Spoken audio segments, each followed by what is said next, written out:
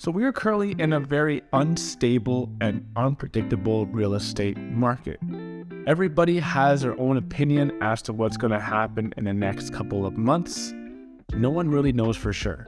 One thing we do know is that the Bank of Canada is likely to hold off on its rate hikes for the next couple of months. And recently you might have heard a lot of real estate experts or investors say that now is the best time to buy.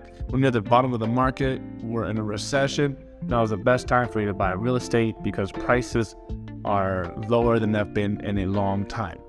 While that may be true, you rarely hear experts tell you about what you should do if you're already a homeowner or you're already an investor with multiple properties. Because chances are, if you have a variable rate mortgage, you're suffering right now, especially if you have multiple investment properties, all with variable rate mortgages.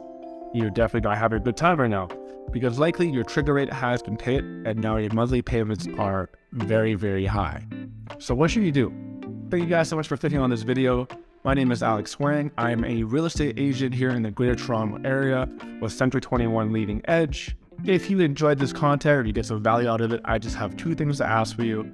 One, give this video a like for the YouTube algorithm. And two, please consider subscribing to join the family and to stay up to date whenever I post new videos. Now, if you're a buyer, seller, renter, investor, or anyone who just wants to have a chat about the real estate market, go to the first link in the description and book a consultation call with me. Now, one thing that I've noticed recently, and I've been sharing this across the industry as well, is that a lot of the investors and homeowners are taking drastic measures such as piling on additional high-interest debt just to be able to hold on to their properties. And a large reason for this is because these homeowners or investors are overly optimistic about the market. They're overly optimistic about rates being cut soon and the real estate market rebounding and prices soaring again. And because they believe that, they want to hold on to their properties for as long as they can so they can sell when the market gets better. And these investors or homeowners are taking on drastic measures, piling on additional debt in the form of maybe tapping into private lenders whose rates could come at double-digit borrowing rates just to be able to afford these higher monthly payments that have to come as a result of higher interest rates. Now, if you're an investor or a homeowner who's currently experiencing this, if your properties are getting difficult for you to afford, if you have multiple investment properties that are now cash flow negative, I would highly recommend for you to not take on additional debt just to try to afford these payments. Instead, I think you should really consider selling. Now, apart from the fact that, these people are overly optimistic about the market, which is why they don't want to sell now, they want to wait. They're also comparing what they could have sold the property for at the peak a year ago compared to what they could sell for now. And even though they could still be making a little bit of money now if they sold, they still perceive it as a loss. And that ultimately comes down to pride for these people. And I just want to tell you that right now is not a good time for you to be prideful. Now is the best time for you, if you're an investor, to really sit back and have a look at your investment portfolio. Take a look at all the underperforming assets right now, all the properties that are cash flow negative, and consider selling one or two of these properties. You can take the profit from the sale to deleverage. Chances are, if you've held this property long enough, you've built up enough equity for you to actually make a profit on the sale. Hold on to the proceeds and either save them for a rainy day or maybe look to redeploy them into a better performing asset. Now, if you're a homeowner, now is a really good time for you to kind of reassess your current living situation.